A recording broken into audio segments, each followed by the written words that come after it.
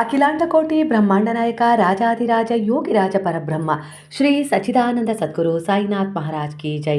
ಓಂ ಶಿರಡಿ ವಾಸಾಯ ವಿದ್ಮಹೆ ಸಚ್ಚಿದಾನಂದಾಯ ಧೀಮಹಿ ತನ್ನೋ ಸಾಯಿ ಪ್ರಚೋದಯಾತ್. ಓಂ ಸಾಯಿರಾಮ್. ನಮಸ್ತೆ ಸ್ನೇಹಿತರೆ, ಹೇಗಿದ್ದೀರಾ? ನಿಮ್ಮಲ್ಲಿರುವ ನೆಗೆಟಿವಿಟಿ ಎಲ್ಲ ಹೀಲ್ ಆಗಲಿ ಅಂತೇಳಿ ಬಾಬಾರವರಲ್ಲಿ ಪ್ರಾರ್ಥನೆಯನ್ನು ಮಾಡ್ತಾ, ನಿಮ್ಮಲ್ಲಿರುವ ನಿಮ್ಮ ಸುತ್ತಮುತ್ತ ಇರುವ ಎಲ್ಲ ರೀತಿಯ ನಕಾರಾತ್ಮಕತೆಯು ಇಂದಿಗೆ ದೂರವಾಗಲಿ ಅಂತೇಳಿ ಬಾಬಾರವರಲ್ಲಿ ಪ್ರಾರ್ಥನೆಯನ್ನು ಮಾಡ್ತಾ, ಇವತ್ತಿನ ಸಾಯಿ ಟ್ಯಾರೋ ರೀಡಿಂಗಲ್ಲಿ ಬಾಬಾರವರು ನಿಮಗೆ ಯಾವೆಲ್ಲ ರೀತಿಯಲ್ಲಿ ಮುನ್ನೆಚ್ಚರಿಕೆಯನ್ನು ಕೊಡ್ತಾ ಇದ್ದಾರೆ, ಹಾಗೆ ನಿಮ್ಮ ಜೀವನದಲ್ಲಿ ಅನೇಕ ರೀತಿಯ ತಿರುವುಗಳನ್ನು ನೀವು ಯಾವ ರೀತಿ ಒಂದು ಬ್ಯಾಲೆನ್ಸ್ ಮಾಡ್ತೀರಾ, ಹಾಗೆ ನೀವು ನಿಮ್ಮ ಜೀವನದಲ್ಲಿ ಈ ಸಮಯದಲ್ಲಿ ಕೆಲವು ಸಂದಿಗ್ಧ ಸ್ಥಿತಿಗಳಲ್ಲಿದ್ದೀರಾ, ಅದರಲ್ಲಿ ನಿಮಗೆ ಯಾವ ರೀತಿಯ ಪರಿವರ್ತನೆ ಬೇಕು ಅನ್ನುವ ಸೂಚನೆಗಳನ್ನು ಇಲ್ಲಿ ಬಾಬಾ ನಿಮಗೆ ಹಂತ ಹಂತವಾಗಿ ತಿಳಿಸ್ತಾ ಹೋಗ್ತಾರೆ. ಹಾಗಾದರೆ ಬಾಬಾರವರಲ್ಲಿ ಒಂದು ದೃಢವಾದ ವಿಶ್ವಾಸವನ್ನು ಇಟ್ಟು ಕಣ್ಮುಚ್ಚಿ ಬಾಬಾರವರ ಸ್ಮರಣೆಯನ್ನು ಮಾಡಿ ಈ ರೀಡಿಂಗ್ನ ನೋಡಲಿಕ್ಕೆ ಶುರು ಮಾಡಿ. ಬಾಬಾರವರಲ್ಲಿ ಪ್ರಾರ್ಥನೆಯನ್ನು ಮಾಡ್ಕೊಳ್ಳಿ. ಬಾಬಾ ಎಲ್ಲ ರೀತಿಯಲ್ಲೂ ನಿಮ್ಮ ಕಷ್ಟಗಳನ್ನಾಗಿರ್ಬೋದು, ದುಃಖಗಳನ್ನಾಗಿರ್ಬೋದು, ಸಮಸ್ಯೆಗಳನ್ನಾಗಿರ್ಬೋದು, ನಕಾರಾತ್ಮಕತೆಯನ್ನಾಗಿರ್ಬೋದು ಎಲ್ಲ ರೀತಿಯಲ್ಲೂ ಹೀಲ್ ಮಾಡಿದ್ದಾರೆ ಅನ್ನುವ ಒಂದು ಅಫರ್ಮೇಷನ್ ಅಂದರೆ ಒಂದು ದೃಢವಾದ ಸಂಕಲ್ಪದೊಂದಿಗೆ ಈ ರೀಡಿಂಗ್ನ ನೋಡ್ತಾ ಇದ್ದೀರಾ ಅಂದರೆ ಖಂಡಿತವಾಗಿಯೂ ಬಾಬಾರವರು ನಿಮ್ಮ ಸಂಪರ್ಕಕ್ಕೆ ನೇರವಾಗಿ ಬರ್ತಾರೆ. ಸ್ನೇಹಿತರೆ, ಇದೊಂದು ಟೈಮ್ಲೆಸ್ ಜನರಲ್ ರೀಡಿಂಗ್ ಆಗಿರುತ್ತೆ. ಹಾಗೆ ಇದು ಕನೆಕ್ಟಿವ್ ಎನರ್ಜಿಯಲ್ಲಿ ಇರುತ್ತೆ. ಯಾವ ಸಮಯದ ಎನರ್ಜಿ ಪ್ರಕಾರ ನೀವು ಈ ರೀಡಿಂಗ್ನ ನೋಡ್ತಾ ಹೋಗ್ತಿರೋ ಆ ಸಮಯದ ಅನುಸಾರವಾಗಿ ಬಾಬಾರವರು ನಿಮಗೆ ಈ ಸಂದೇಶದ ಮೂಲಕ ನಿಮ್ಮ ಸಂಪರ್ಕಕ್ಕೆ ಬಂದು ಖಂಡಿತವಾಗಿಯೂ ಪ್ರತಿಸ್ಪಂದಿಸ್ತಾರೆ. ಈ ಸಮಯದ ಎನರ್ಜಿಯ ಪ್ರಕಾರ ಕೆಲವರಲ್ಲಿರುವ ಒಂದು ಚಕ್ರಗಳು ಜಾಗೃತಗೊಳ್ಬೇಕಾಗಿದೆ. ಯಾಕಂದರೆ ಆ ಚಕ್ರಗಳ ಮೂಲಕವೇ ನಿಮ್ಮ ಅಭಿವೃದ್ಧಿ ಆಗಿರ್ಬೋದು, ಹಾಗೆ ಯಶಸ್ಸಾಗಿರ್ಬೋದು, ಹಾಗೆ ಯಾವೆಲ್ಲ ರೀತಿಯಲ್ಲಿ ಒಂದು ಬದಲಾವಣೆ ಬೇಕು ಅಂತೇಳಿ ಬಯಸ್ತಿದ್ರಲ್ಲ, ಅದು ನೇರವಾಗಿ ಸಂಪರ್ಕ ಹೊಂದಿರುತ್ತೆ. ಹಾಗಾಗಿ ಈ ಸಮಯದಲ್ಲಿ ನೋಡಿ, ಹಾಗೆ ಇಲ್ಲೂ ಕೂಡ ಅದೇ ಮೆಸೇಜನ್ನು, ಹಾಗೆ ಇಲ್ಲೂ ಕೂಡ ಅದೇ ಒಂದು ಮೆಸೇಜನ್ನು ಬಾಬಾರವರು ಕೊಡ್ತಿದ್ದಾರೆ. ನಿಮ್ಮ ಮೂಲಾಧಾರ ಚಕ್ರವನ್ನು ಈ ಸಮಯದಲ್ಲಿ ನೀವು ಜಾಗೃತಗೊಳಿಸ್ಕೊಳ್ಬೇಕು. ಅಂದರೆ ಹಣಕಾಸಿನ ಸಮಸ್ಯೆ ಇದೆ ಅಂದರೆ ಒಂದು ಲಕ್ಷ್ಯ ಬೇಕು, ಲಕ್ಷ್ಮಿ ಬೇಕು, ಸಂಪತ್ತು ಬೇಕು, ಅಭಿವೃದ್ಧಿ ಬೇಕು, ಒಂದು ಒಳ್ಳೆಯ ಸಂಬಳ ಬೇಕು, ಹಾಗೆ ಒಂದು ಒಳ್ಳೆಯ ಕೆಲಸ ಬೇಕು, ಇಲ್ಲ ಯಾವುದೋ ರೀತಿಯಲ್ಲಿ ನಿಮಗೆ ಹಣ ಬರಬೇಕು, ಅದರಲ್ಲಿ ಅಡೆತಡೆಯಾಗಿದೆ ಅದು ಬರಬೇಕು, ಈ ರೀತಿಯ ಹಣಕ್ಕೆ ಸಂಬಂಧಿತ ಕೆಲವು ಸಮಸ್ಯೆಗಳಿಗೆ ನೀವು ಒಂದು ಒಳ್ಳೆಯ ರೀತಿಯ ಪರಿಹಾರವನ್ನು ಕಂಡುಕೊಳ್ಬೇಕು. ಅಂದರೆ ನಿಮ್ಮ ದೇಹದಲ್ಲೇ ಇರುವ ಒಂದು ಮೂಲಾಧಾರ ಚಕ್ರವನ್ನು ಈ ಸಮಯದಲ್ಲಿ ಜಾಗೃತಗೊಳಿಸ್ಕೊಳ್ಬೇಕು ಅನ್ನೋ ರೀತಿಯಲ್ಲಿ ಇಲ್ಲಿ ವಿಚಾರ ಬರ್ತದೆ. ಮೂಲಾಧಾರ ಚಕ್ರದ ಬಗ್ಗೆ ನಾನು ಹಿಂದೆ ಕೂಡ ಮಾಹಿತಿಯನ್ನು ತಿಳಿಸಿದ್ದೀನಿ. ಅದು ನಿಮ್ಮ ದೇಹದ ಒಂದು ರೂಟ್ ಚಕ್ರ ಆಗಿರುತ್ತೆ. ಅದು ಕೆಂಪು ಬಣ್ಣದಲ್ಲಿರುತ್ತೆ. ಈ ಮೂಲಾಧಾರ ಚಕ್ರವನ್ನು ಜಾಗೃತಗೊಳಿಸ್ಕೊಂಡಾಗ ನಿಮ್ಮ ಜೀವನದಲ್ಲಿರುವ ಒಂದು ಭಯ ಆಗಿರ್ಬೋದು, ಆತಂಕ ಆಗಿರ್ಬೋದು, ಇಲ್ಲ ಹಣಕ್ಕೆ ಸಂಬಂಧಿಸಿದ ಕೆಲವು ತೊಂದರೆಗಳಾಗಿರ್ಬೋದು ಖಂಡಿತ ನಿವಾರಣೆ ಆಗುತ್ತೆ ಅನ್ನೋ ರೀತಿಯಲ್ಲಿ ಇಲ್ಲಿ ವಿಚಾರ ಬರ್ತದೆ. ಅಂದರೆ ನಿಮ್ಮ ದೇಹಕ್ಕಾಗಿರ್ಬೋದು, ನಿಮ್ಮ ಮನಸ್ಸಿಗಾಗಿರ್ಬೋದು ಅಂಥ ಶಕ್ತಿ ಇದೆ, ಅಂಥ ಬಲ ಇದೆ. ಅದನ್ನು ನೀವು ಜಾಗೃತಗೊಳಿಸ್ಕೊಂಡಾಗ ಈ ಚಕ್ರಗಳ ಮೂಲಕ ಅವುಗಳು ನಿಮ್ಮನ್ನು ಎಲ್ಲ ರೀತಿಯಲ್ಲೂ ಹೀಲ್ ಮಾಡಿ ನಿಮಗೆ ಒಂದು ಮಾನಸಿಕ ನೆಮ್ಮದಿ ಆಗಿರ್ಬೋದು, ನಿಮ್ಮ ಜೀವನಕ್ಕೆ ಒಂದು ಭದ್ರತೆ ಆಗಿರ್ಬೋದು, ಹಾಗೆ ಮುಂದಿನ ಒಂದು ನೆಲೆ ಆಗಿರ್ಬೋದು, ಭವಿಷ್ಯ ಆಗಿರ್ಬೋದು, ಅವುಗಳನ್ನು ರೂಪಿಸಿಕೊಳ್ಳಲು ನಿಮಗೆ ಸಹಾಯ ಮಾಡ್ತವೆ. ಕೆಲವರ ಎನರ್ಜಿಯ ಪ್ರಕಾರ ಇಲ್ಲಿ ಕಾಣ್ತಾ ಇದೆ ವಿಚಾರ, ನಿಮ್ಮ ಮೂಲಾಧಾರ ಚಕ್ರ ಸ್ವಲ್ಪ ವೀಕ್ ಇರೋದ್ರಿಂದನೇ ನಿಮ್ಮಲ್ಲಿ ಒಂದು ಆತಂಕ, ಭಯ ಇದೆ, ಇಲ್ಲ ಮುಂದಿನ ಭವಿಷ್ಯ ಹೇಗೋ ಏನೋ, ಹಣದ ಸಂಬಂಧಿತ ವಿಚಾರಗಳಲ್ಲಿ ಮುಂದೆ ಹೇಗೋ ಏನೋ ಅನ್ನೋ ರೀತಿಯಲ್ಲಿ ಒಂದು ಭಯ ಇದೆ, ಆತಂಕ ಇದೆ. ಇದರ ನಿವಾರಣೆಗಾಗಿ ನಿಮ್ಮ ಮೂಲಾಧಾರ ಚಕ್ರವನ್ನು ಜಾಗೃತಗೊಳಿಸ್ಕೊಳ್ಬೇಕು.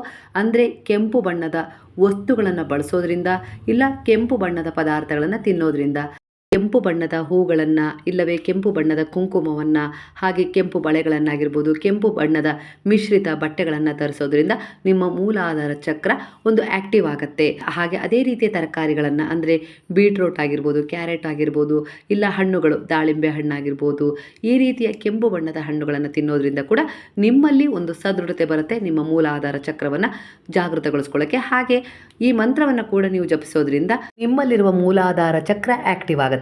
ಮಂತ್ರ ಬಹಳ ಸರಳವಾಗಿದೆ, ಆದರೆ ನಿಮ್ಮ ಜೀವನದ ಮೇಲೆ ಅತ್ಯದ್ಭುತವಾದ ಪರಿಣಾಮಕಾರಿಯಾದ ಒಂದು ಪರಿಣಾಮವನ್ನು, ಒಂದು ಒಳ್ಳೆಯ ರಿಸಲ್ಟನ್ನು ಕೊಡುತ್ತೆ.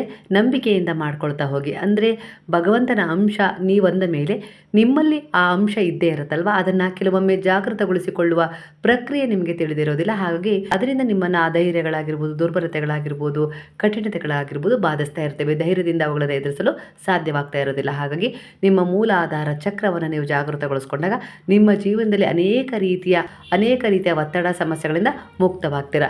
ಈ ಮಂತ್ರ ಹೀಗಿದೆ, ಮಲಗುವ ಮುನ್ನ ಆದರೂ ಜಪಿಸಿ, ಹಾಗೆ ಬೆಳಗ್ಗೆ ಎದ್ದ ತಕ್ಷಣ ಒಂದು ಧ್ಯಾನದ ಮೂಲಕ, 1-2 ನಿಮಿಷಗಳ ಧ್ಯಾನದ ಮೂಲಕ ಈ ಮಂತ್ರವನ್ನು ಜಪಿಸಿ ಸ್ವಲ್ಪ ಹಿತಮಿತವಾಗಿ ನಿಮ್ಮ ದೇಹಕ್ಕೆ ಆಗಾಗ ವ್ಯಾಯಾಮವನ್ನು ನೀವು ಕೊಡ್ತಾ ಇರಬೇಕು.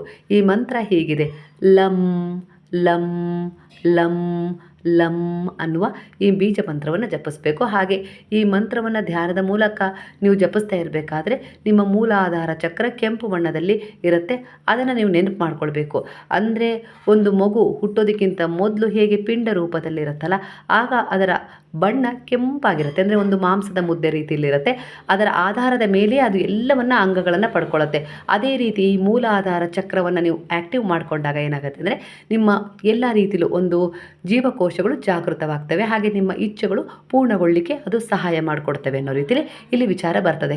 ಈ ಸಮಯದಲ್ಲಿ ಕೆಲವರ ನಕಾರಾತ್ಮಕ ಪ್ರಭಾವ ನಿಮ್ಮ ಮೇಲೆ ಬೀರಿದೆ ಅಂತೇಳಿ ನಿಮಗೆ ಅನ್ನಿಸ್ತಾ ಇದೆ, ಇಲ್ಲ ಸುಸ್ತಾಗ್ತಾ ಇದೆ, ಇಲ್ಲ ಆಯಾಸ ಆಗ್ತಾ ಇದೆ, ಇದ್ದಕ್ಕಿದ್ದ ಹಾಗೆ ಎಲ್ಲಿಗೋ ಹೋಗಿ ಬಂದ ತಕ್ಷಣ ಆಗಿರ್ಬೋದು, ಇಲ್ಲ ಯಾವುದೋ ಒಂದು ದಾರಿಯಲ್ಲಿ ನಡೆದು ಬಂದಾಗ ಈ ರೀತಿಯ ಒಂದು ಸುಸ್ತು, ಆಯಾಸ, ಕೈಕಾಲಲ್ಲಿ ಸೆಳೆತ ಆಗ್ತಾ ಇದೆ ಅಂದರೆ, ಇಲ್ಲ ಯಾರದ್ದೋ ಮನೆಗೆ ಹೋಗಿ ಬಂದಾಗ ಒಂದು ರೀತಿಯ ನಕಾರಾತ್ಮಕ ಭಾವ ನಿಮ್ಮನ್ನು ಕಾಡ್ತಾ ಇದೆ ಅಂದರೆ ಅದು ಒಂದು ಕೆಟ್ಟ ದೃಷ್ಟಿಯ ಪರಿಣಾಮ ಆಗಿರುತ್ತೆ. ಹಾಗಾಗಿ ಈ ಸಮಯದಲ್ಲಿ ನಿಮ್ಮ ಕೈಯಲ್ಲಿ ಒಂದು ಮುಷ್ಟಿ ಕಲ್ಲುಪ್ಪನ್ನು ತಗೊಂಡು ಮೇಲಿನಿಂದ ಕೆಳಗೆ 3 ಸರಿ ಅದನ್ನು ಸುಳಿದು ಸಿಂಕಲ್ಲಿ ಹಾಕಿ ಮೇಲಿನಿಂದ ನೀರು ಹಾಕಿಬಿಡಿ.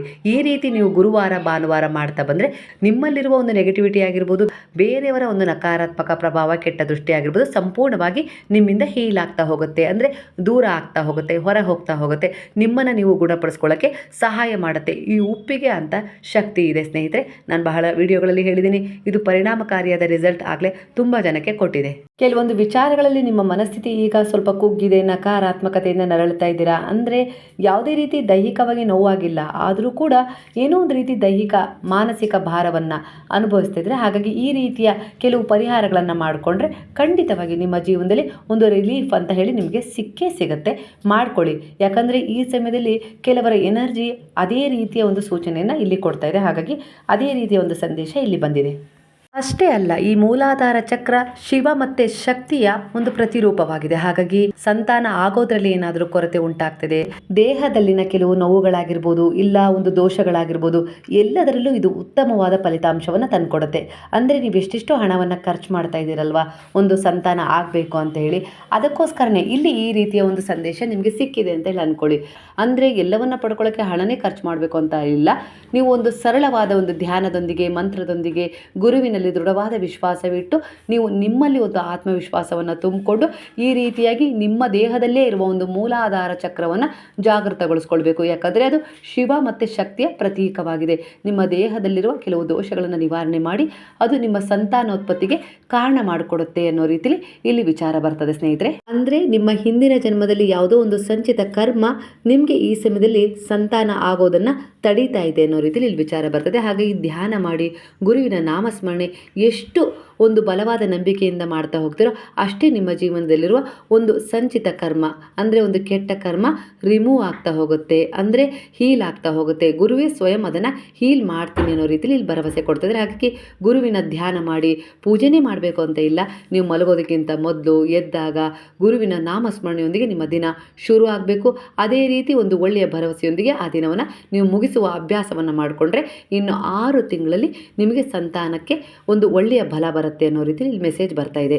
ಹಾಗೆ ಹಣ ಬರಬೇಕು, ಇಲ್ಲ ನೀವು ಯಾರಿಗಾದ್ರೂ ಕೊಡಬೇಕು, ಇಲ್ಲ ಯಾವುದಾದ್ರೂ ರೀತಿಯಲ್ಲಿ ಹಣದ ಸಂದಿಗ್ಧತೆಗಳು ನಿಮ್ಮನ್ನು ಕಾಡ್ತಾ ಇದ್ದಾವೆ, ಆರ್ಥಿಕ ಪರಿಸ್ಥಿತಿಗಳು ಹದಗೆಟ್ಟಿದ್ದಾವೆ ಅನ್ನೋ ರೀತಿಯಲ್ಲಿ ನೀವು ಇಂತಹ ಸಮಸ್ಯೆಗಳನ್ನು ಈ ಸಮಯದಲ್ಲಿ ಎದುರಿಸ್ತಾ ಇದ್ದೀರಾ ಅಂದರೆ ಖಂಡಿತವಾಗಿಯೂ ನೀವು ಒಂದು 3 ಗುರುವಾರ ಬಾಬಾರವರ ಮಂದಿರಕ್ಕೆ 2 ಜೋಡಿ ತೆಂಗಿನಕಾಯಿಗಳನ್ನು ಕೊಟ್ಟು ಬರಬೇಕು. ಖಂಡಿತವಾಗಿ ಒಂದು ಸಂಕಲ್ಪ ಮಾಡಿ, ಬಾಬಾ ನನ್ನ ಎಲ್ಲ ಆರ್ಥಿಕ ಸಮಸ್ಯೆಗಳು ನಿವಾರಣೆ ಆಗ್ತವೆ ನಿಮ್ಮ ಅನುಗ್ರಹ ಆಶೀರ್ವಾದದಿಂದ ಅಂತೇಳಿ ಒಂದು ಪ್ರಾರ್ಥನೆಯನ್ನು ಮಾಡಿಕೊಂಡು 2 ಜೋಡಿ ತೆಂಗಿನಕಾಯಿಗಳನ್ನು ಬಾಬಾರವರ ಮಂದಿರಕ್ಕೆ ಕೊಡಿ.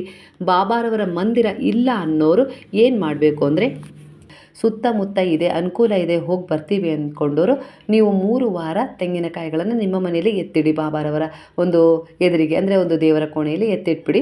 3 ವಾರದ ನಂತರ 6 ತೆಂಗಿನಕಾಯಿಗಳನ್ನು ಒಟ್ಟಿಗೆ ತಗೊಂಡೋಗಿ ನೀವು ಬಾಬಾರವರ ಸನ್ನಿಧಾನಕ್ಕೆ ಕೊಡ್ಬೋದು. ಆಗೋದೇ ಇಲ್ಲ ಅಂದವರು ನಿಮ್ಮ ಊರಿನಲ್ಲಿರುವ ಈಶ್ವರ ದೇವಸ್ಥಾನಕ್ಕೆ ಕೊಟ್ಬಿಡಿ. ಇಲ್ಲಿ ನೋಡಿ 3ನೇ ಸಂದೇಶ ಬರ್ತದೆ, ಸ್ಪಿರಿಚುವಲ್ ಗ್ರೋತ್. ಅಂದರೆ ಇದು ನಿಮ್ಮ ಜೀವನದಲ್ಲಿ ಒಂದು ದೃಢವಾದ ವಿಶ್ವಾಸದೊಂದಿಗೆ ಒಂದು ಆಧ್ಯಾತ್ಮಿಕ ಪಯಣದಲ್ಲಿ ನೀವು ಸಾಗುವಂತೆ ಮಾಡುತ್ತೆ. ಈ ಆಧ್ಯಾತ್ಮಿಕ ಪಯಣ ಇದೆಲ್ಲ ಅದು ನಿಮ್ಮನ್ನು ಉತ್ತಮವಾಗಿಸುತ್ತೆ, ವಿಶೇಷವಾಗಿಸುತ್ತೆ. ನೀವು ಬಯಸಿದ ಎಲ್ಲವನ್ನು ಕೊಡಲಿಕ್ಕೆ ಎಲ್ಲ ರೀತಿಯಲ್ಲೂ ನಿಮಗೆ ಸಹಾಯ ಮಾಡುತ್ತೆ ಅನ್ನೋ ರೀತಿಯಲ್ಲಿ ಇಲ್ಲಿ ವಿಚಾರ ಬರ್ತದೆ. ಹಾಗಾಗಿ ಹಾಗಾಗಿ ಈ ಸಮಯದಲ್ಲಿ ನಿಮ್ಮ ಕೆಲವು ಕೆಟ್ಟ ಕರ್ಮಗಳು ಅಂದರೆ ಕೆಟ್ಟ ಅಧ್ಯಾಯಗಳು ಅಂದರೆ ಕಹಿ ನೆನಪುಗಳಾಗಿರ್ಬೋದು, ಹಿಂದೆ ನಡೆದ ದುರ್ಘಟನೆಗಳಾಗಿರ್ಬೋದು, ಇಲ್ಲ ಯಾರೋ ಮಾಡಿದ ವಂಚನೆಗಳಾಗಿರ್ಬೋದು, ಮೋಸಗಳಾಗಿರ್ಬೋದು, ಅವೆಲ್ಲವನ್ನು ಮರೆತು ನೀವು ಜೀವನದಲ್ಲಿ ಒಂದು ಒಳ್ಳೆಯ ರೀತಿಯಲ್ಲಿ ಮುಂದುವರಿಲಿಕ್ಕೆ ಈ ಸಮಯ ನಿಮಗೆ ಸಹಾಯ ಮಾಡ್ತಾ ಇದೆ. ಅಂದರೆ ನಿಮ್ಮಲ್ಲೇ ಒಂದು ದೃಢ ವಿಶ್ವಾಸ ಬಂದಿದೆ, ಆದದ್ದೆಲ್ಲ ಆಗಿ ಹೋಯಿತು, ಈಗ ಒಂದು ಹೊಸ ಜೀವನ ಶುರು ಮಾಡೋಣ ಅನ್ನುವ ಒಂದು ಆತ್ಮವಿಶ್ವಾಸದೊಂದಿಗೆ ಮುಂದೆ ಹೋಗ್ತಾ ಇದ್ದಾರೆ. ಖಂಡಿತ ನಿಮ್ಮನ್ನು ಆ ಮುಂದಿನ ಜೀವನ ಬದುಕು ಸ್ವಾಗತ ಮಾಡ್ತಾ ಇದೆ. ಅಂದರೆ ನಿಮ್ಮ ದೃಢ ವಿಶ್ವಾಸಕ್ಕೆ ಅದು ಪ್ರತಿಸ್ಪಂದಿಸ್ತಾ ಇದೆ. ಹಾಗಾಗಿ ನಿಮ್ಮ ಜೀವನದಲ್ಲಿ ಅನೇಕ ರೀತಿಯ ಪರಿವರ್ತನೆಗಳು ಈ ಸಮಯದಲ್ಲಿ ಸಿಗ್ತವೆ. ನೀವಿಟ್ಟ ವಿಶ್ವಾಸ ಗುರುವಿನಲ್ಲಿ, ದೈವದಲ್ಲಿ ನೀವಿಟ್ಟ ವಿಶ್ವಾಸ ನಿಮ್ಮನ್ನು ಗೆಲ್ಲಿಸ್ತಾ ಇದೆ. ಒಂದು ಒಳ್ಳೆಯ ರೀತಿಯಲ್ಲಿ ಒಂದು ತಿರುವಿನೊಂದಿಗೆ ಮುಂದೆ ಕರ್ಕೊಂಡು ಹೋಗ್ಲಿಕ್ಕೆ ಎಲ್ಲ ರೀತಿಯಲ್ಲೂ ನಿಮಗೆ ಸಹಾಯ ಮಾಡ್ತಾ ಇದೆ. ಅಂದರೆ ನಿಮ್ಮ ಜೀವನ ಇಲ್ಲಿಗೆ ಅಂತ್ಯ ಅಂತ ಏನು ಅಂದ್ಕೊಂಡಿದ್ರಲ್ಲ, ಅಂತ್ಯ ಅಲ್ಲ, ಆರಂಭ ಅನ್ನೋ ರೀತಿಯಲ್ಲಿ ನಿಮಗೆ ಹೊಸ ಒಂದು ಹುಟ್ಟು ಹಾಕಿ ಕೊಡ್ತಾ ಇದೆ ಅನ್ನೋ ರೀತಿಯಲ್ಲಿ ವಿಚಾರ ಬರ್ತಾ ಇದೆ.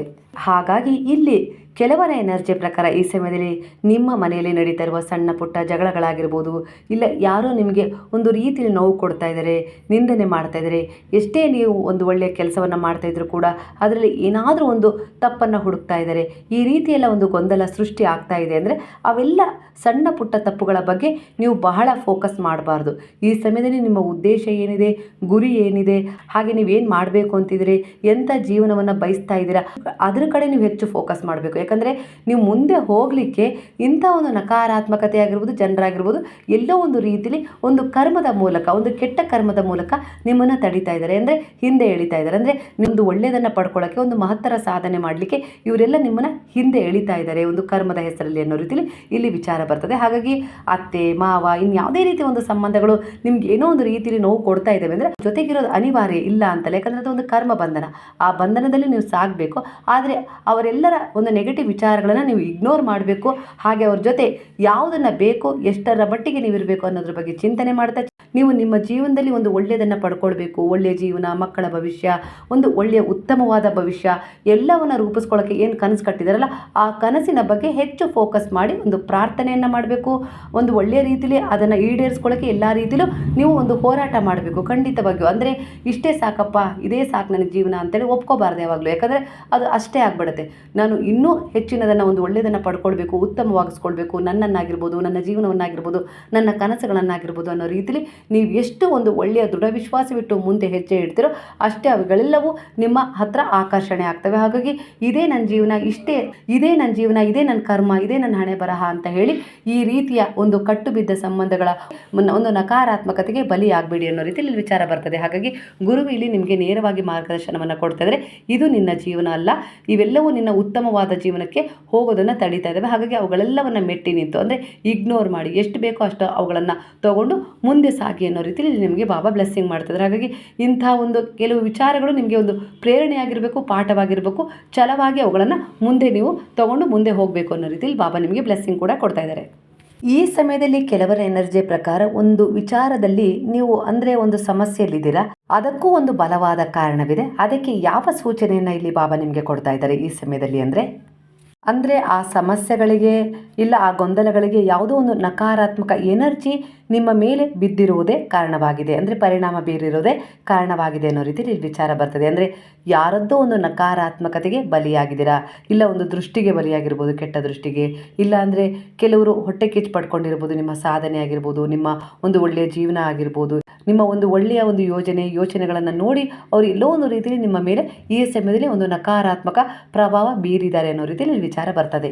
ಅಂದರೆ ನೀವು ಯಾವುದೋ ಒಂದು ಕೆಲಸ ಮಾಡಲಿಕ್ಕೆ ಹೊರಟಿದ್ದೀರಾ, ಇಲ್ಲ ಅಂದರೆ ಯಾವುದೋ ಒಂದು ಉತ್ತಮವಾದ ಜೀವನವನ್ನು ಅರಸಿ ಹೋಗ್ತಾ ಇದ್ದೀರಾ, ಇವೆಲ್ಲದರಿಂದ ನಿಮ್ಮನ್ನು ಹಿಂದೆ ಸೆಳಿಬೇಕು ಅಂತೇಳಿ ಅವರು ಪ್ರಯತ್ನ ಪಡ್ತಿದ್ದಾರೆ. ಆದರೆ ಒಂದು ಗುರುವಿನ ಶರಣದಲ್ಲಿರೋದ್ರಿಂದ, ಒಂದು ದೈವ ಶಕ್ತಿಗಳ ಪ್ರೇರಣೆ ನಿಮಗೆ ಸಿಕ್ಕಿರೋದ್ರಿಂದ, ಅವರ ಅನುಗ್ರಹ ಆಶೀರ್ವಾದಕ್ಕೆ ನೀವು ಈ ಸಮಯದಲ್ಲಿ ಒಳಗಾಗಿರೋದ್ರಿಂದ ನಿಮಗೆ ಯಾವ ರೀತಿಯ ಒಂದು ಬಲ ಇಲ್ಲಿ ಸಿಕ್ಕಿದೆ ಈ ಸಮಯದಲ್ಲಿ ಅಂದರೆ ಒಂದು ಗುರುವಿನ ಯೋಗದಲ್ಲಿ ನೀವಿರೋದ್ರಿಂದ, ಅಂದರೆ ಅವರ ಒಂದು ಸಂಪರ್ಕಕ್ಕೆ ನೀವು ನೇರವಾಗಿ ಕನೆಕ್ಟ್ ಆಗಿರೋದ್ರಿಂದ ಈ ಸಮಯದಲ್ಲಿ ನೀವು ಎಂಥದ್ದೇ ಒಂದು ನಕಾರಾತ್ಮಕತೆಯನ್ನು ಬೀರ್ತಾ ಇರುವ ಜನರಿಂದ ಬಿಡಿಸ್ಕೊಂಡು ನೀವು ಏನು ಮುಂದೆ ಸಾಗಬೇಕು ಅಂತ ಇದ್ದೀರೋ, ಯಾವ ವಿಚಾರದಲ್ಲಿ ಒಂದು ಉನ್ನತಿಯನ್ನು ಪಡ್ಕೊಳ್ಬೇಕು ಅಂತಿದ್ದೀರೋ, ಸಾಧನೆ ಮಾಡಬೇಕು ಅಂತಿದ್ದೀರೋ ಅವೆಲ್ಲವನ್ನ ಮಾಡ್ತೀರಾ ಅನ್ನೋ ರೀತಿಯಲ್ಲಿ ವಿಚಾರ ಬರ್ತದೆ. ಹಾಗಾಗಿ ಇಲ್ಲಿ ಬಾಬಾ ನಿಮಗೊಂದು ಎಚ್ಚರಿಕೆಯನ್ನು ಕೊಡ್ತಿದ್ದಾರೆ. ನೀವು ಏನು ಮಾಡಬೇಕು ಅಂತಿದ್ದೀರೋ ಅದ್ರ ಬಗ್ಗೆ ನೀವು ಯಾರ ಹತ್ರನೂ ಹೇಳ್ಕೊಳ್ಳೋದು ಬೇಡ. ನಿಮ್ಮ ಮನಸ್ಸಿಗೆ, ನಿಮ್ಮ ಆತ್ಮಸಾಕ್ಷಿಗೆ, ಹಾಗೆ ನೀವು ನಂಬಿದ ಗುರುವಿಗೆ, ಹಾಗೆ ನೀವು ನಂಬಿದ ದೇವರಿಗೆ ಮಾತ್ರ ಅದು ಗೊತ್ತಿರಬೇಕು, ನಿಮ್ಮ ಸಾಧನೆ ಆಗೋವರೆಗೂ. ಅಂದರೆ ನೀವು ಒಂದು ಏನು ಗುರಿ ತಲುಪಬೇಕು ಅಂತಿದ್ರೋ ಅದು ಯಾವುದೇ ಒಂದು ವಿಚಾರದಲ್ಲಾಗಿರ್ಬೋದು, ಆ ಗುರಿಯನ್ನು ತಲುಪುವವರೆಗೂ ಅಂದರೆ ಗೆಲುವನ್ನು ಪಡ್ಕೊಳ್ಳೋವರೆಗೂ ಯಾರಿಗೂ ಗೊತ್ತಾಗೋದು ಬೇಡ ಆ ವಿಚಾರ. ಅದು ನೀವು ಗೆಲುವು ಪಡ್ಕೊಂಡ ತಕ್ಷಣ ಅವ್ರಿಗೆ ಗೊತ್ತಾಗುತ್ತೆ, ಅವ್ರಿಗೆ ಆಶ್ಚರ್ಯ ಆಗುತ್ತೆ. ಆಗ ಅವರ ಯಾವುದೇ ರೀತಿ ಒಂದು ಕೆಟ್ಟ ಒಂದು ನಕಾರಾತ್ಮಕತೆಗೆ ನೀವು ಒಳಗಾಗೋದಿಲ್ಲ. ಅಷ್ಟರೊಳಗೆ ನಿಮ್ಮ ಗುರಿಯನ್ನು ನೀವು ಯಾವುದೇ ರೀತಿ ಒಂದು ಅಡ್ಡಿ ಆತಂಕವಿಲ್ಲದೆ ಸೇರಿರ್ತೀರ. ಇಲ್ಲ ಅಂದರೆ ಏನಾಗುತ್ತೆ ಅಂದರೆ ನೀವು ಯಾರ ಹತ್ರ ಹೇಳ್ಕೊಳ್ಳೋದ್ರಿಂದ ಅವರ ಒಂದು ನಕಾರಾತ್ಮಕತೆ ಅಂದರೆ ನೀವು ಯಾರ ಹತ್ರ ಹೇಳ್ಕೊಳ್ತೀರೋ ಅವರ ಅಭಿಪ್ರಾಯ ಒಳ್ಳೆಯದೇ ಇರುತ್ತೆ ಅಂತೇಳಿ ಹೇಗೆ ಗ್ರಹಿಸಲಿಕ್ಕೆ ಸಾಧ್ಯ? ಹಾಗಾಗಿ ಕೆಲವೊಮ್ಮೆ ಅವರ ನಕಾರಾತ್ಮಕತೆಯಿಂದ ಕೂಡ ನೀವು ಹೋಗೋ ದಾರಿಯಲ್ಲೇ ಅಡ್ಡಿ ಆತಂಕಗಳು ಒದಗಿ ಬರ್ತವೆ. ಆಗ ಏನಾಗುತ್ತೆ, ನಿಮಗೋಸ್ಕರ ಡಿಸರ್ವ್ ಆಗಿದ್ದನ್ನು ಪಡ್ಕೊಳ್ಳೋಕ್ಕೆ ಸ್ವಲ್ಪ ತಡ ಆಗುತ್ತೆ. ಅದು ನಿಮಗೋಸ್ಕರನೇ ಸಿದ್ಧ ಆಗಿರುತ್ತೆ, ಇಲ್ಲ ಅಂತಲ್ಲ. ಆದರೆ ಇವರ ಒಂದು ನಕಾರಾತ್ಮಕತೆಯನ್ನು ದಾಟ್ಕೊಂಡು ನಂತರ ಹೋಗೋದು ಕಷ್ಟ ಆಗುತ್ತಲ್ಲ, ಅದೇ ನೀವು ಯಾರ ಹತ್ರನೂ ಹೇಳಿದೆ ನಿಮ್ಮ ಸಾಧನೆಯ ಕಡೆ, ನಿಮ್ಮ ಗುರಿಯ ಕಡೆ ಮೌನವಾಗಿ ಒಂದು ಹೋರಾಟದಲ್ಲಿ ನೀವು ಮುಂದುವರೆದು ಅದೇ ದೃಷ್ಟಿಕೋನದಿಂದ ನೀವು ಪ್ರಾಮಾಣಿಕ ಪ್ರಯತ್ನ ಪಟ್ಟಾಗ ಯಾರ ಒಂದು ಅಡ್ಡಿ ಆತಂಕಗಳಿಲ್ಲದೆ ನೇರವಾದ ದಾರಿಯಲ್ಲಿ ಹೋಗಿ ಅದನ್ನು ಪಡ್ಕೊಳ್ತೀರಾ ಅನ್ನೋ ರೀತಿಯಲ್ಲಿ ವಿಚಾರ ಬರ್ತದೆ. ನಿಮ್ಮ ಈಗಿನ ಎನರ್ಜಿ ಪ್ರಕಾರ ಸುತ್ತಮುತ್ತ ಜನರನ್ನಾಗಿರ್ಬೋದು, ನಿಮ್ಮ ಕೆಲವು ಸಂಬಂಧಗಳನ್ನಾಗಿರ್ಬೋದು ನೀವು ಸರಿಪಡಿಸಲಿಕ್ಕೆ ಆಗದೆ ಇರ್ಬೋದು, ಅಂದರೆ ನಿಮ್ಮ ಕಂಟ್ರೋಲಲ್ಲಿ ತಗೊಳಕ್ಕೆ ಆಗದೆ ಇರ್ಬೋದು. ಆದರೆ ನಿಮ್ಮ ಮನಸ್ಥಿತಿಯನ್ನು ಕಂಟ್ರೋಲ್ ಮಾಡಿಕೊಂಡು ನಿಮ್ಮನ್ನು ಪ್ರೀತಿಸಿ, ನಿಮ್ಮನ್ನು ಗೌರವಿಸಿ, ನಿಮ್ಮನ್ನು ಆಧರಿಸುವ ಒಂದು ಗುಣ ಇದೆಯಲ್ಲ, ಅದು ನಿಮ್ಮ ಕರ್ಮದ ಉದ್ದೇಶವನ್ನು ಅಂದರೆ ನಿಮ್ಮ ಜೀವನದಲ್ಲಿ ನೀವು ಏನು ಮಾಡಬೇಕು ಅಂತ ಹೇಳಿ ಅಂದ್ಕೊಂಡಿದ್ದೀರಲ್ಲ ಆ ಉದ್ದೇಶವನ್ನು ಉತ್ತಮಗೊಳಿಸುತ್ತೆ ಅನ್ನೋ ರೀತಿಯಲ್ಲಿ ವಿಚಾರ ಬರ್ತದೆ. ಹಾಗಾಗಿ ಈ ಸಮಯದಲ್ಲಿ ಶನಿದೇವರ ಅನುಗ್ರಹ ಆಶೀರ್ವಾದ ಅಂದರೆ ಕೃಪಾದೃಷ್ಟಿ ಕೂಡ ನಿಮ್ಮ ಮೇಲಿದೆ.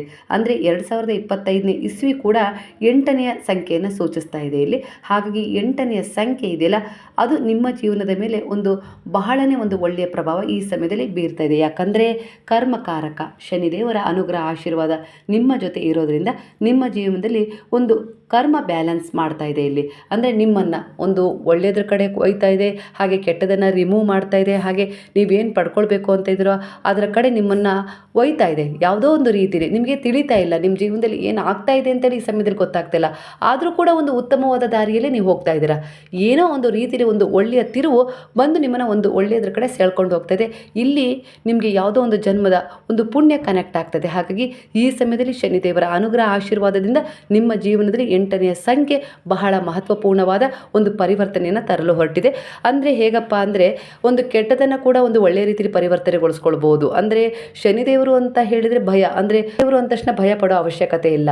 ಅಂದರೆ ಅವರ ಪ್ರಸನ್ನತೆಗೆ ನೀವು ಕಾರಣರಾದರೆ, ಅಂದರೆ ಅವರು ಯಾವೆಲ್ಲ ರೀತಿಯಲ್ಲಿ ಒಂದು ಒಳ್ಳೆಯ ಕರ್ಮದ ಉದ್ದೇಶಕ್ಕೆ ಒಲಿತಾರಲ್ಲ ಆ ಉದ್ದೇಶಗಳನ್ನು ನೀವೀಗ ಬೈಗೂಡಿಸ್ಕೊಂಡು ಬಿಟ್ಟಿದ್ದೀರಾ. ಅಂದರೆ ನಿಮ್ಮಲ್ಲಿ ಒಂದು ಒಳ್ಳೆಯ ಚಿಂತನೆ ಆಗಿರ್ಬೋದು, ಒಳ್ಳೆಯ ಯೋಜನೆಗಳಾಗಿರ್ಬೋದು, ಒಳ್ಳೆಯ ಯೋಚನೆಗಳಾಗಿರ್ಬೋದು ನಿಮ್ಮಲ್ಲೀಗ ಬಹಳವಾಗಿ ಮೂಡ್ತಾ ಇದ್ದಾವೆ. ಹಾಗಾಗಿ ಈ ಸಮಯದಲ್ಲಿ ಆ ಶನಿದೇವರ ಅನುಗ್ರಹ ಆಶೀರ್ವಾದದ ಜೊತೆಗೆ 8ನೆಯ ಸಂಖ್ಯೆ ನಿಮ್ಮ ಮೇಲೆ ಬಹಳನೇ ಪರಿಣಾಮಕಾರಿಯಾದ ಒಂದು ಮಹತ್ವವನ್ನು ಫಲಿತಾಂಶದ ರೂಪದಲ್ಲಿ ಕೊಡ್ತಾ ಇದೆ. ಈ ಸಮಯದಲ್ಲಿ ನೀವು ಅಂದ್ಕೊಂಡಿರುವ ಕೆಲಸದಲ್ಲಿ ನೀವು ಸಿದ್ಧಿಯನ್ನು ಪಡ್ಕೊಳ್ತೀರಾ. ಹಾಗೆ ಒಂದು 6 ತಿಂಗಳ ಒಳಗೆ ನೀವು ನಿಮ್ಮ ಜೀವನದಲ್ಲಿ ಒಂದು ಸಂತಾನವನ್ನು ಕೂಡ ಪಡ್ಕೊಳ್ತೀರಾ ಅನ್ನೋ ರೀತಿಯಲ್ಲಿ ವಿಚಾರ ಬರ್ತದೆ. ಹಾಗಾಗಿ 13ನೇ ತಾರೀಕಿನಿಂದ 18ನೆಯ ತಾರೀಕಿನ ಒಳಗೆ ಅಲ್ಲಿಯವರೆಗೂ ನೀವು ಒಂದು ದೃಢವಾದ ವಿಶ್ವಾಸದೊಂದಿಗೆ ಒಂದು ಮ್ಯಾನಿಫೆಸ್ಟೇಷನ್ ಮಾಡಿ, ಪ್ರಾರ್ಥನೆ ಮಾಡಿ. ಹಾಗೆ ಶನಿವಾರದ ದಿನ ಯಾವುದಾದ್ರೂ ಒಂದು ಶನಿದೇವರ ಮಂದಿರಕ್ಕೆ ಎಳ್ಳನ್ನು, ಒಂದು 1/4 kg ಎಳ್ಳನ್ನು ದಾನವಾಗಿ ಕೊಡಿ. ಹಾಗೆ ಕೆಟ್ಟ ದೃಷ್ಟಿ ನಿಮ್ಮ ಮೇಲಿನಿಂದ ಈ ಸಮಯದಲ್ಲಿ ರಿಮೂವ್ ಆಗ್ತಾ ಇದೆ. ಹಾಗಾಗಿ ನೀವು ದಾನವನ್ನು ಕೊಡೋದಕ್ಕಿಂತ ಮೊದಲು ನಿಮ್ಮ ಮೇಲೆ ಅದನ್ನು 3 ಬಾರಿ ಸುಳಿದು, ಮೇಲಿನಿಂದ ಕೆಳಗೆ ಸುಳಿದು ಅದನ್ನು ಶನಿದೇವರ ಮಂದಿರಕ್ಕೆ ದಾನವಾಗಿ ಕೊಡಬೇಕು. ತಂದೆ, ನನ್ನಲ್ಲಿರುವ ನೆಗೆಟಿವಿಟಿ ಎಲ್ಲ ದೂರವಾಗಲಿ ಅಂತೇಳಿ ಪ್ರಾರ್ಥನೆಯನ್ನು ಮಾಡಿಕೊಂಡು ಈ ಎಳ್ಳಿನ ಮೂಲಕ ಅದನ್ನು ನಾನು ನಿಮಗೆ ಅರ್ಪಣೆ ಮಾಡ್ತಾ ಇದ್ದೀನಿ ಅನ್ನೋ ರೀತಿಯಲ್ಲಿ ಅದನ್ನು ನೀವು ಕೊಡಬೇಕು. ಹಾಗೆ ಇದನ್ನು ಸಮರ್ಪಣೆ ಮಾಡಿಕೊಂಡು ನನ್ನ ಕೆಟ್ಟ ದೃಷ್ಟಿಯಿಂದ, ನಕಾರಾತ್ಮಕತೆಯಿಂದ, ಕೆಟ್ಟ ಕರ್ಮದಿಂದ ಪಾರು ಮಾಡಿ ನನ್ನನ್ನು ಒಂದು ಒಳ್ಳೆಯ ದಾರಿಯತ್ತ ಕರೆದುಕೊಂಡು ಹೋಗಿ ಅನ್ನೋ ರೀತಿಯಲ್ಲಿ ಒಂದು ಪ್ರಾರ್ಥನೆಯನ್ನು ಮಾಡ್ಕೊಳ್ಬೇಕು. ಆಗ ಇಲ್ಲಿ ನೇರವಾಗಿ ನಿಮಗೆ ಗುರು ಕನೆಕ್ಟ್ ಆಗ್ತಾರೆ. ಅಂದರೆ ಶನಿದೇವರು ನಿಮ್ಮನ್ನು ಗುರುವಿಗೆ ಒಪ್ಪಿಸ್ತಾರೆ. ಅಂದರೆ ಗುರುಬಲ ನಿಮಗೆ ಹೆಚ್ಚಿನ ಮಟ್ಟದಲ್ಲಿ ಸಿಗ್ತಾ ಹೋಗುತ್ತೆ. ಅಂದರೆ ಗುರುಬಲದಲ್ಲಿರುವ ಕೆಲವು ದೋಷಗಳಾಗಿರ್ಬೋದು, ಅಡ್ಡಿ ಆತಂಕಗಳಾಗಿರ್ಬೋದು, ಅವುಗಳು ನಿವಾರಣೆಯಾಗಿ ನಿಮಗೆ ನೇರವಾಗಿ ಗುರುವಿನ ಸಂಪರ್ಕ ಸಿಗುತ್ತೆ. ಹಾಗಾಗಿ ನಿಮ್ಮ ಜೀವನದಲ್ಲಿ ನೀವು ಬಯಸಿದ್ದು ಎಲ್ಲವೂ ಕೈಗೂಡ್ತಾ ಹೋಗುತ್ತೆ ಅನ್ನೋ ರೀತಿಯಲ್ಲಿ ವಿಚಾರ ಬರ್ತದೆ. ಹಾಗೆ ಕೆಟ್ಟ ದೃಷ್ಟಿಯಿಂದ ನೀವೆಲ್ಲ ರೀತಿಯಲ್ಲೂ ಈ ಸಮಯದಲ್ಲಿ ರಿಮೂವ್ ಆಗೇ ಆಗ್ತೀರಿ. ಯಾಕಂದರೆ ಈ ಸಮಯ ಅದ್ಭುತವಾದ ಸಮಯ ಆಗಿದೆ. ನೀವು ಕೂಡ ಅದಕ್ಕೆ ತಕ್ಕ ಹಾಗೆ ಕೆಲವು ಪರಿವರ್ತನೆಗಳನ್ನು ಮಾಡ್ಕೊಂಡಿದ್ದೀರಲ್ಲ, ಎಲ್ಲವೂ ಅಂದರೆ ಒಳ್ಳೆಯದಕ್ಕೆ ಒಳ್ಳೆಯದೇ ಮನಸ್ಸು ಇರುತ್ತೆ ಅನ್ನೋ ರೀತಿಯಲ್ಲಿ ಈ ಸಮಯದಲ್ಲಿ ನಿಮ್ಮ ಒಳ್ಳೆಯದು ನಿಮ್ಮ ಕಡೆ ಒಳ್ಳೆಯದನ್ನೇ ಆಕರ್ಷಣೆ ಮಾಡಿ ತಂದುಕೊಡ್ತಾ ಇದೆ. ಹಾಗಾಗಿ ನೀವು ಅಂದ್ಕೊಂಡಿದ್ದ ಎಲ್ಲ ವಿಚಾರಗಳಲ್ಲಿರುವ ಅಡೆತಡೆಗಳು ನಿವಾರಣೆ ಆಗತ್ತೆ. ಆದರೆ ಕೆಲವೊಂದು ಸಾರಿ ಕೆಲವರಿಗೆ ಇಲ್ಲ ಅನ್ನಿಸ್ತಾ ಇದೆ, ನಾನು ಎಷ್ಟೇ ಪ್ರಯತ್ನ ಪಟ್ಟರೂ ಏನೂ ಆಗ್ತಾ ಇಲ್ಲ, ಯಾವುದೋ ಒಂದು ವ್ಯಾಪಾರದಲ್ಲಿ ಲಾಭ ಆಗ್ತಾ ಇಲ್ಲ, ಹೊಸ ಕೆಲಸ ಶುರು ಮಾಡಿದ್ದೀನಿ, ಏನಾಗುತ್ತೆ ಏನೋ ಮುಂದೆ ಜೀವನ ಅನ್ನೋ ಆತಂಕದಲ್ಲಿದ್ದೀರಾ. ಭಯ ಬೇಡ. ನಿಮ್ಮ ಮೂಲಾಧಾರ ಚಕ್ರವನ್ನು ನೀವು ಜಾಗೃತಗೊಳಿಸ್ಕೊಳ್ಬೇಕು. ಹಾಗೆ ಶನಿದೇವರ ಕೃಪೆಯನ್ನು ನೀವು ಪ್ರಾರ್ಥನೆಯನ್ನು ಮಾಡಿ ಕೇಳ್ಕೊಳ್ಬೇಕು. ಹಾಗೆ ಅಂದರೆ ಕರ್ಮ ರಿಲೀಸ್ ಆಗುತ್ತಿಲ್ಲ, ಒಂದು ಕೆಟ್ಟ ಕರ್ಮ ರಿಲೀಸ್ ಮಾಡ್ಕೊಳ್ಳೋಕ್ಕೆ ಅವರು ನಿಮಗೆ ಸಹಾಯ ಮಾಡ್ತಾರೆ. ಒಟ್ಟಾರೆಯಾಗಿ ನಿಮ್ಮ ಉತ್ತಮ ಕರ್ಮಗಳೇ ಅವರು ನಿಮ್ಮನ್ನು ಅನುಗ್ರಹಿಸುವಂತೆ ಇಲ್ಲಿ ಮಾಡಿದೆ. ಹಾಗಾಗಿ ನೀವು ಭಯ ಪಡೋ ಅವಶ್ಯಕತೆ ಇಲ್ಲ, ಆತಂಕ ಪಡೋ ಅವಶ್ಯಕತೆ ಇಲ್ಲ. ಯಾವುದೇ ಒಂದು ಆರ್ಥಿಕ ಸಮಸ್ಯೆ ಆಗಿರ್ಬೋದು, ಇಲ್ಲ ಒಂದು ದೈಹಿಕ ಮಾನಸಿಕ ಬಾಧೆಗಳಾಗಿರ್ಬೋದು, ಅವೆಲ್ಲವೂ ಈ ಸಮಯದಲ್ಲಿ ನಿವಾರಣೆ ಆಗ್ತವೆ. ನಿಮ್ಮ ಜೀವನದಲ್ಲಿ ನೀವು ಅಂದ್ಕೊಂಡಿದ್ದನ್ನು ನೀವು ಮುಟ್ತೀರಾ. ಖಂಡಿತವಾಗಿ ಆ ಭರವಸೆ ನಿಮ್ಮಲ್ಲಿ ದೃಢವಾಗಿರಬೇಕು. ಹಾಗೆ ಉತ್ತಮವಾದ ಕರ್ಮಗಳು ನಿಮ್ಮನ್ನು ಈ ಸಮಯದಲ್ಲಿ ಆಳ್ತಾ ಇದ್ದಾವೆ. ಹಾಗಾಗಿ ಅವಕ್ಕೆ ನೀವು ಇನ್ನೂ ಸಪೋರ್ಟ್ ಮಾಡಬೇಕು. ಅಂದರೆ ಉತ್ತಮವಾದ ಕರ್ಮಗಳಿಗೆ ಮತ್ತಷ್ಟು ಉತ್ತಮ ಕರ್ಮಗಳನ್ನು ನೀವು ಜೋಡಣೆ ಮಾಡ್ತಾ ಹೋಗಬೇಕು. ಆಗ ನಿಮ್ಮ ಜೀವನದಲ್ಲಿ ಒಂದು ಬಲ ಅನ್ನೋದು ಬರ್ತಾ ಹೋಗುತ್ತೆ. ಅದು ಯಾರೂ ಕೂಡ ಕಿತ್ಕೊಳ್ಳೋಕ್ಕಾಗೋದಿಲ್ಲ. ನಿಮಗೆ ಸಿಗಬೇಕಾಗಿರುವ ಒಂದು ಸಂಪತ್ತಾಗಿರ್ಬೋದು, ಅಭಿವೃದ್ಧಿ ಆಗಿರ್ಬೋದು, ನ್ಯಾಯ ಆಗಿರ್ಬೋದು, ಇನ್ಯಾವುದೇ ರೀತಿ ವಿಚಾರದಲ್ಲಿ ನೀವು ಒಂದು ಒಳ್ಳೆಯದನ್ನು ಬಯಸ್ತಾ ಇದ್ದರೆ, ಕೆಲವು ಸಂಬಂಧಗಳಲ್ಲಿ ಪರಿವರ್ತನೆ ಬೇಕು ಅಂತೇಳಿ ಬಯಸ್ತಾ ಇದ್ದೀರಾ, ಹಾಗೆ ಒಂದು ಸಂಬಂಧಗಳು ಸರಿ ಆಗಬೇಕು ಅಂತೇಳಿ ಬಯಸ್ತಾ ಇದ್ದೀರಾ ಅಂದರೆ ಅದೆಲ್ಲದರಲ್ಲೂ ನಿಮಗೆ ಪರಿವರ್ತನೆ ಸಿಗ್ತಾ ಹೋಗುತ್ತೆ.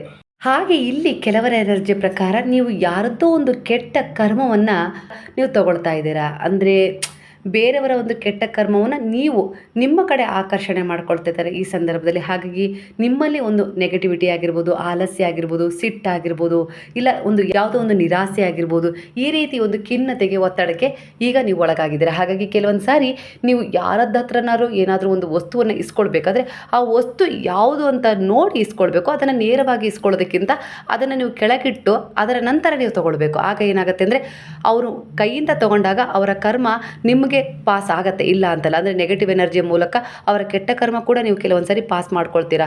ಅಂದರೆ ಅಷ್ಟು ಶಕ್ತಿ ಇದೆ ಒಂದು ಎನರ್ಜಿಗೆ. ಹಾಗಾಗಿ ಆ ಸಮಯದಲ್ಲಿ ಕೆಲವೊಂದು ವಸ್ತುಗಳನ್ನು ತೊಗೊಳ್ಬೇಕಾದ್ರೆ, ನಾನು ಹಿಂದೆ ಕೂಡ ವಿಡಿಯೋದಲ್ಲಿ ಹೇಳಿದ್ದೀನಿ, ಲಿಂಬೆಹಣ್ಣು, ಉಪ್ಪು, ಈ ರೀತಿ ಎಲ್ಲ ತೊಗೊಳ್ಬೇಕಾದ್ರೆ ಅದು ಕುಟುಂಬದಲ್ಲೇ ಆಗಿರ್ಬೋದು, ಊಟಕ್ಕೆ ಬೇಕಾದಾಗ ಉಪ್ಪನ್ನು ಕೊಡಿ ಅಂತ ಕೇಳಿದಾಗ ಉಪ್ಪನ್ನು ಕೆಳಗಿಡಬೇಕು, ಕೈಯಿಂದ ಕೈಗೆ ಪಾಸ್ ಮಾಡಬಾರ್ದು. ಯಾಕಂದರೆ ಉಪ್ಪು ಹೈ ಎನರ್ಜಿ ಇರೋ ವಸ್ತು.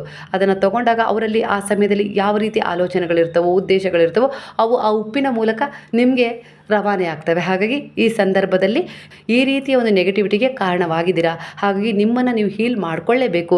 ಇಲ್ಲ ಅಂದರೆ ಆ ನೆಗೆಟಿವಿಟಿ ನಿಮ್ಮನ್ನು ಹೆಚ್ಚಿನ ಮಟ್ಟದಲ್ಲಿ ಆಳುತ್ತೆ, ಖಿನ್ನತೆಗೆ ದೂಡುತ್ತೆ ಅನ್ನೋ ರೀತಿಯಲ್ಲಿ ಇಲ್ಲಿ ವಿಚಾರ ಬರ್ತದೆ. ಹಾಗಾಗಿ ಬಾಬಾರವರಲ್ಲಿ ಒಂದು ದೃಢವಾದ ನಂಬಿಕೆ ಇಟ್ಟು ಓಂ ಸಾಯಿ ಶರಣಾಗತ ವತ್ಸಲಾಯ ನಮಃ ಅನ್ನುವ ಈ ಹೀಲಿಂಗ್ ಮಂತ್ರವನ್ನು ದಿನನಿತ್ಯ ಎಷ್ಟು ಸಾರಿ ಆಗುತ್ತೋ ಅಷ್ಟು ಸಾರಿ ನೀವು ಹೇಳ್ತಾ ಬನ್ನಿ.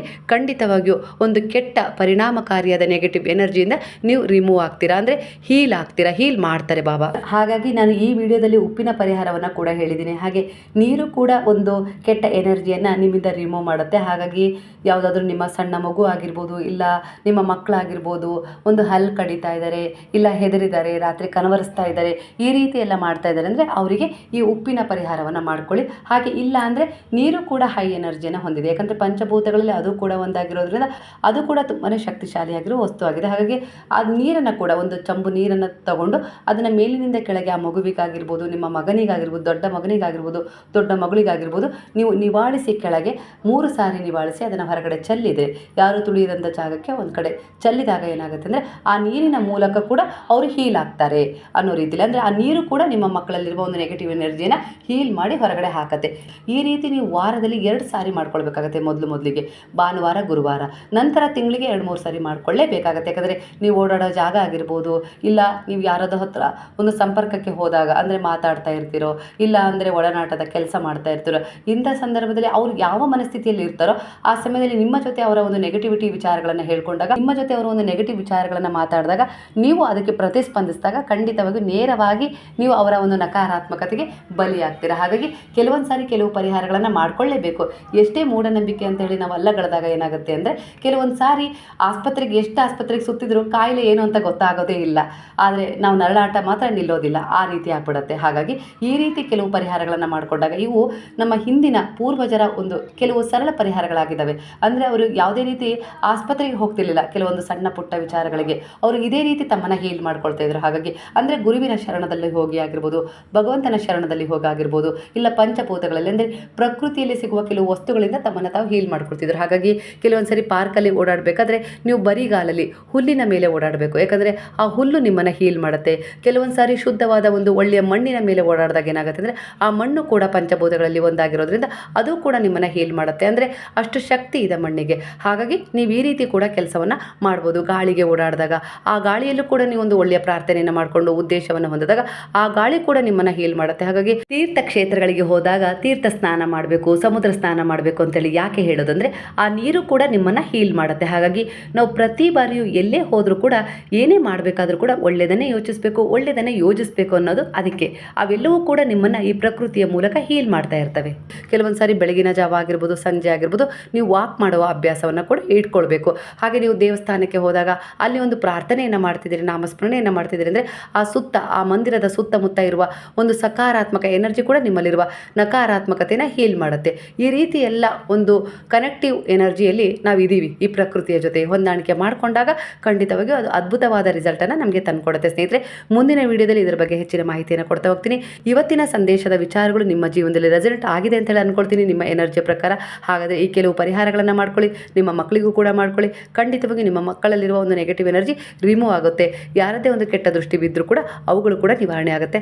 ಹಾಗಾದರೆ ಇವತ್ತಿನ ಸಾಯಿ ಟ್ಯಾರೋ ರೀಡಿಂಗ್ನ ಮಾಹಿತಿಗಳು ನಿಮಗೆ ಇಷ್ಟವಾಗಿದೆ ಅಂತೆಲ್ಲ ಅಂದ್ಕೊಳ್ತೀನಿ. ನಾನು ವೈಯಕ್ತಿಕ ರೀಡಿಂಗ್ ಮಾಡೋದಿಲ್ಲ ಸ್ನೇಹಿತರೆ, ತುಂಬ ಜನ ಕೇಳ್ತಾ ಇದ್ದೀರಾ. ಮುಂದೆ ನೋಡೋಣ, ಈಗಂತೂ ನನಗೆ ಸಮಯ ಇಲ್ಲ, ಆಗೋದೇ ಇಲ್ಲ. ಹಾಗಾದರೆ ಈಗೆಲ್ಲರೂ ಸೇರಿ ಹೇಳೋಣವಾ? ನಿಮಗೆ ಇವತ್ತಿನ ಮಾಹಿತಿ ಇಷ್ಟವಾಗಿದೆ ಅಂದರೆ ಕೃತಜ್ಞತಾ ಭಾವದಿಂದ ಸಾಯಿರಾಮ್ ಅಂತೇಳಿ ಕಮೆಂಟ್ ಮಾಡೋದನ್ನು ಮರಿಬೇಡಿ. ಹಾಗಾದರೆ ಈಗೆಲ್ಲರೂ ಸೇರಿ ಹೇಳೋಣವಾ? ಹರೇ ರಾಮ ರಾಮ ರಾಮ ಹರೇ ಹರೇ, ಹರೇ ಕೃಷ್ಣ ಕೃಷ್ಣ ಕೃಷ್ಣ ಹರೇ ಹರೇ, ಹರೇ ಸಾಯಿ ಸಾಯಿ ಹರೇ ಹರೇ, ಹರೇ ಬಾಬಾ ಬಾಬಾ ಬಾಬಾ ಹರೇ ಹರೇ, ಹರೇ ದತ್ತ ದತ್ತ ಹರೇ ಹರೇ.